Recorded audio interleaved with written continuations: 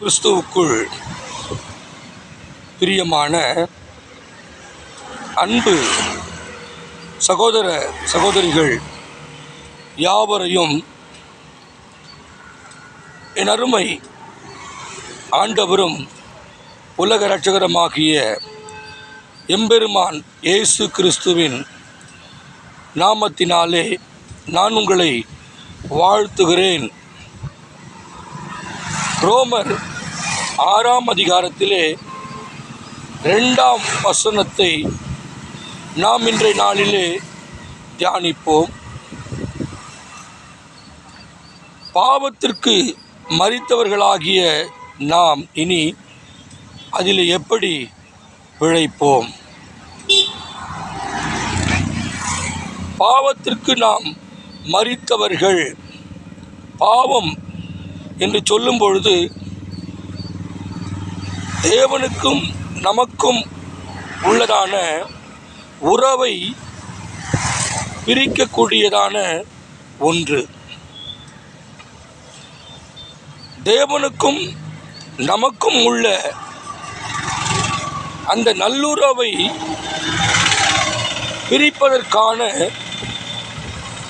ஒன்றுதான் பாவம். நன்றாய் புரிந்து கொள்ள வேண்டும்.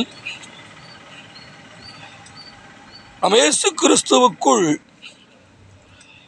இல்லாத நேரத்தில் நாம் பல தவறுகளை செய்து இருக்கலாம். ஆனால் இயேசு கிறிஸ்துவுக்குள் வந்த பிறகு அப்படிப்பட்டதான பாவத்திலே நாம் நிலை நிற்காதபடி பரிசுத்த ஆவியானவர் நம்முடைய நிலையை அவர் மாற்றுகிறவராய் இருக்கிறார். கிறிஸ்துவுக்குள் ஒருவன் கிறிஸ்துவுக்குள் இருந்தால் புது சிருஷ்டியாய் இருக்கிறான். பழைய பாவமாகிய அந்த ஜென்ம சுபாவத்தின் பாவத்தை அவன் களைந்து போட்டவனாய், அல்லேலூயா, அவன் ஜென்ம சுபாவத்தின் பாவத்தை களைந்து போட்டவனாய்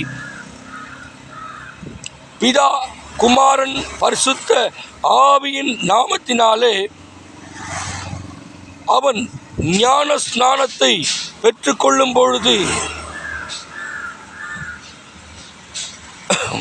பாவத்திற்கு மரித்து நீதிக்கு உயிர்த்தெழுகிற ஒரு பிள்ளைகளாய் நாம் காணப்படுகிறோம். பிரியமானவர்களே,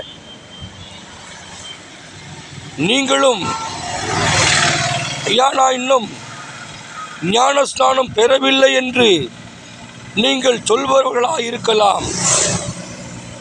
இதே தருணம், இந்த நேரத்தில் நீங்கள் ஆண்டவராகிய இயேசு கிறிஸ்துவை தங்கள் சொந்த இரட்சகராய் ஏற்றுக்கொண்டு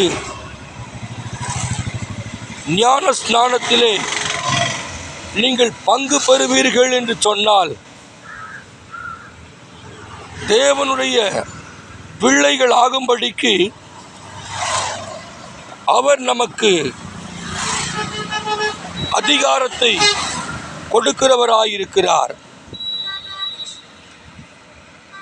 சோ நாம் தேவனுடைய பிள்ளைகள்.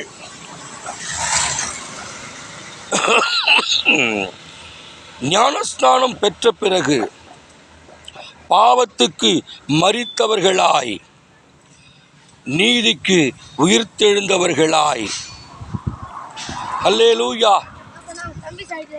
நாம் யார்? தேவனுடைய பிள்ளைகள். நம்மை பிசாசானவன் மேற்கொள்ள முடியாது. பிரியமானவர்களே, பாவத்திற்கு மரித்தவர்களாகிய நாம் இனி அதில் எப்படி பிழைப்போம்? பிழைத்திருக்க கூடாது என்பதுதான் பவுல் அப்போஸ்தலர் அந்த பட்டணத்திற்கு சொல்லிக் கொடுக்கிறதான ஒன்று.